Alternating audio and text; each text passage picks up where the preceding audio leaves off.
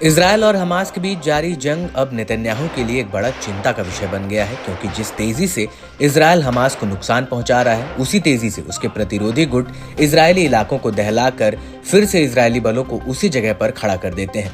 Israeli बलों के लिए सबसे बड़ा चैलेंज हिजबुल्लाह बना हुआ है, जो लगातार अपने हमलों से उत्तरी इजरायल में तबाही फैला रहा है। हिजबुल्लाह ने अपने घातक हमलों से इजरायल को इतना ज्यादा नुकसान पहुंचाया है कि उसकी कमर टूट गई है। ऐसा नहीं है कि हिजबुल्लाह के हमलों से इजरायल शांत है।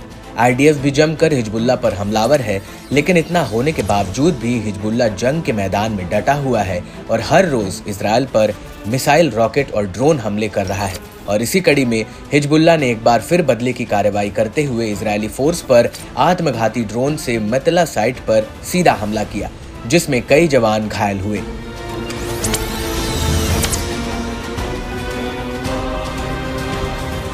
इसके साथ ही हिजबुल्लाह ने जबल नधार में IOF पर रॉकेट से सीधा हमला किया और इससे पहले बारम फॉरेस्ट में IOF के एक गुट को भी निशाना बनाया।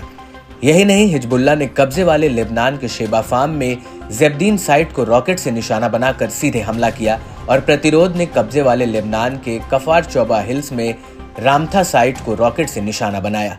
अल मयादीन की एक रिपोर्ट के मुताबिक लेबनान से कब्जे वाले शेबा फार्म और कफार चौबा हिल्स में इजरायली ठिकानों पर सीधी गोलीबारी की गई, जिसमें इजरायली बलों के कई जवान घायल हुए। और इसके जवाब में इजरायल ने भी ड्रोन से हमला किया। इजरायली मीडिया ने दावा किया कि लेबनान से मेटुला बस्ती की ओर 2 रॉकेट दागे गए, जिसमें भीषण तबाही हुई। इस हमले का एक वीडियो भी सामने आया है, जिसमें देखा जा सकता है कि इजरायली ड्रोन एडियाशे शहर और उसके आसपास के इलाकों में कैसे घातक विस्फोटक बरसा रहा है, जिससे इलाके में आग लग जाती है और तबाही का मंजर दिखता है। इसके साथ ही इजरायली हमलों में दक्षिणी लेबनान के कई गांवों पर तोप के गोले, फास्फोरस बम और मशीन गन से गोलीबारी भी की गई, जिसमें तोपखाने की गोलाबारी कफार किला और ऐता अल शाब के शहरों के बाहरी इलाकों तक नुकसान पहुंचाया है।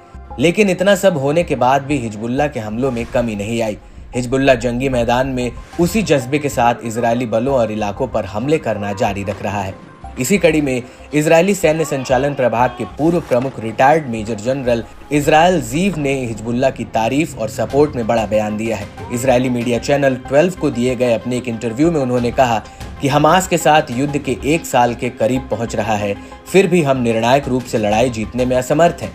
भले ही हमास हिजबुल्लाह की तुलना में कमजोर प्रतिद्वंदी है, लेकिन हिजबुल्लाह ने हार नहीं मानी है और इसकी सबसे बड़ी उपलब्धि है कि इसने इजरायल को 1 साल में मानो अपंग कर दिया है। इसके साथ ही जीव ने कहा कि इजरायल अभी भी ईरान के खतरे से बाहर नहीं आया है। जीव ने इस युद्ध को लेकर समझौते की बात भी कही और सुझाव दिया कि इस युद्ध को समझौते के तहत ही रोका जा सकता है। समझौते से ही गाजा में और इजरायल में